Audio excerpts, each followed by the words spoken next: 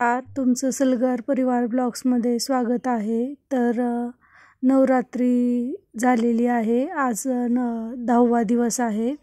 तर आज आमच्यात परड्या भरल्या जातात, त्यासाठी आईने आंबाडीची भाजी, कडकण्या केल्या आहेत पिठामध्ये मीठ वगैरे टाकून, तसं तुळजापूर येरमाळ्याचा चुरमुऱ्याचा प्रसाद वगैरे घेतला आहे आणि ती सगळ्यामध्ये भरत आहे। काही जणांच्या घरी मुंड्या पायाच्या परड्या असतात, पण आमच्यात आज आंबाडीची भाजी वगैरे साधा नैवेद्य असतो।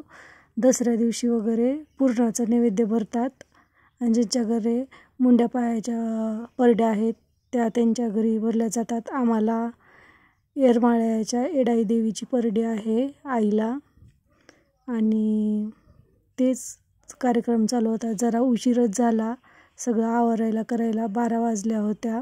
आणि तुम्हाला माहीत आहे की परडी भरण्यासाठी आलेल्या बाया किती गडबड करतात, त्यामुळं खूप घाई करत होत्या। तरीही आई सावकाश करत होती।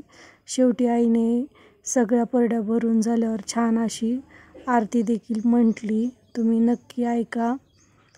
तर कशी म्हटली ते देखील कमेंटमध्ये सांगा।